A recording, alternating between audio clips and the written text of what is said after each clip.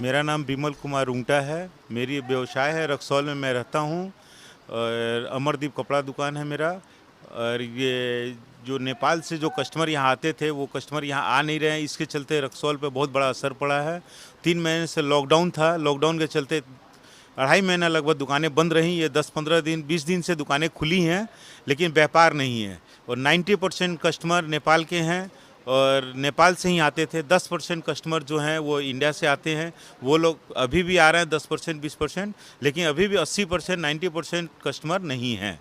Lockdown Nepal में जारी है तो वहाँ के व्यापारी, वहाँ के कस्टमर कोई यहाँ नहीं आ पाते, जिससे हम लोग का व्यापार बहुत प्रभावित हुआ। हम लोग जो यहाँ रेंटर भी हैं, जो हमारे जो स्टाफ हैं, हम लोग उसके सैलरी नहीं दे पा रहे हैं, मकान का हम लोग किराया नहीं दे पा रहे हैं। हाँ, ग्राहक को फ़ोन करते हैं, दुकान बंद है और चूँकि ये करीब लगभग 10 दिन हो गया वहाँ मार्केट खुले हुए। हमारे जो मार्केट है, हमारे जो ग्राहक हैं वो दूसरे जगह ट्रांसफ़र हो रहे हैं। खुली सीमा होने से आके अपना घर का जो भी सामान खर्च का होता था रोज़मर्रा का, वो यहाँ से लेके जाते थे, जिस पे वो ड्यूटी नहीं लगता था। इसलिए वहाँ को इन लोग को सामान यहाँ पे सस्ता पड़ता था। और अभी उन लोग के सामने भी ये संकट आ गया है कि वो लोग वहाँ पे नेपाल में ही महंगा सामान वो खरीदना पड़ रहा है। नेपाल से चाहे वो मधेसी क्षेत्र के लोग हों, चाहे वो पहाड़ी क्षेत्र के लोग हों, सबसे हम लोग का मधुर संबंध है।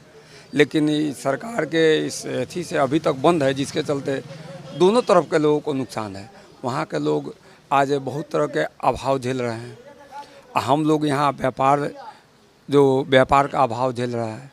जो उधर का प्रोडक्ट हम लोग लेते थे वो यहाँ नहीं मिलता है। जैसे आप बता सकें कि जैसे गरम मसाला है, बहुत से चाइनीज इंपोर्टेड आइटमें हैं जो हम लोग वहाँ से परचेज के लाके थे। बहुत से कपड़े हैं जो हम लोग चाइना इंपोर्टेड कपड़े वहाँ से लेके आते थे, वो हम लोग को अब मिलता नहीं।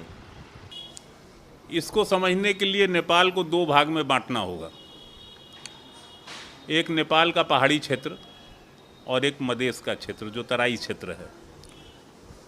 कभी भी तराई के बासिंदे जो मधेसी कहे जाते हैं वो कभी भी भारत से न अलग थे न रहेंगे।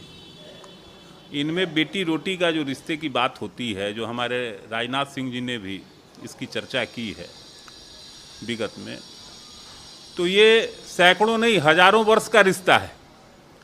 राजनीति चलती रहती है। दिल्ली की राजनीति, काठमांडू की राजनीति के प्रभाव में आज तक इस सीमाई क्षेत्रों में कभी विवाद उत्पन्न नहीं हुआ था। आगे ऐसे व्यापारी सब में ऐसा संकट आएगा कि भविष्य में हम लोग चाहेंगे यहाँ से पलायन करना, कहीं भी दूसरे जगह जाके